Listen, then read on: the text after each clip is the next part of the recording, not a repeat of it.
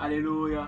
Que Dieu soit béni. Et soyez bénis aussi à l'endroit où vous êtes. Une parole est montée dans mon cœur. Les cœurs durs. Waouh.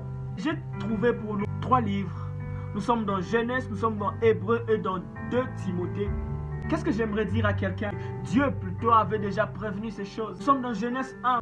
Dieu, lorsqu'il crée l'homme, il dit à l'homme de dominer surtout. J'aimerais te dire que dans ta langue, ta bouche a le pouvoir de dominer. Tu as le pouvoir d'ordonner aux choses et les choses seront. Nous sommes tous imitateurs du Christ. S'il a dominé sur la maladie, tu peux dominer sur la maladie. J'aimerais te dire ceci. L'homme est appelé à dominer sur la terre. Quand la Bible dit ceci, vous êtes le sel de la terre. Quel est le rôle du sel? Le sel donne le goût à la nourriture. Cela veut dire qu'une nourriture qui n'a pas de sel, elle n'a pas de goût. J'aimerais te dire ceci. La terre est ce qu'elle est parce que l'homme donne goût à la terre. C'est parce qu'il y a l'homme que la terre a un sens. C'est parce qu'il y a l'homme que la terre est vue de tous. Sans l'homme, la terre serait comme ces étoiles que nous voyons. Nous sommes la lumière du monde. Le monde n'est pas monde parce qu'il y a le soleil. Le monde est monde parce qu'il y a l'homme. Dieu t'appelle à dominer sur tout. Dieu t'appelle à parler à la maladie et la maladie part. J'aimerais parler de ce moment que nous traversons.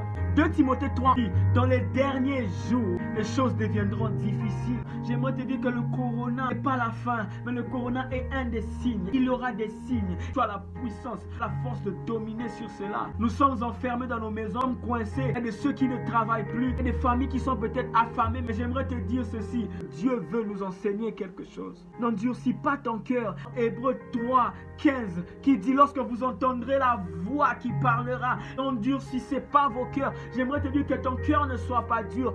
Sois capable de recevoir cette parole, d'accepter cette parole, la parole de Dieu. C'est ça qui va te sauver. Parce que la Bible dit, il reviendra comme un voleur. Le voleur, lorsqu'il vient, il ne prévient pas. Il ne fait pas d'affiche. Il ne fait pas de publicité. Il ne dit rien. La Bible nous parle de l'histoire de 5 femmes. 5 avaient de l'huile, 5 n'en avaient pas. Et celles qui avaient de l'huile sont entrées. L'époux reviendra chercher son épouse. Mon frère, il reviendra chercher son église. Il y aura des signes dans les cieux. Avant qu'il revienne, il y aura des symptômes qui montreront que Christ est en train de revenir. Change de cœur comme a dit Jean-Baptiste. Crois à la bonne nouvelle.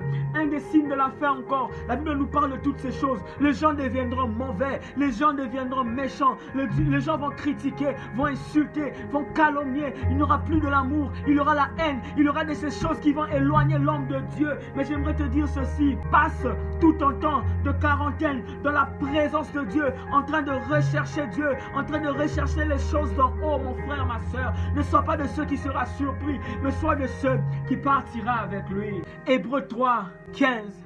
N'endurcissez pas vos cœurs, que ton cœur soit flexible à la parole de Dieu, mais qu'après le corona vienne une nouvelle vie pour toi, qu'après le corona, que les églises soient remplies, qu'après le corona, que les gens comprennent pourquoi cette situation est arrivée. Rien ne peut se passer sans que Dieu permette ces choses. Si Dieu a permis que la maladie touche Job, c'était pour voir jusqu'où la foi, la confiance de Job pouvait aller envers son Dieu. Que durant cette période, que la connaissance de la parole de Dieu vienne à toi.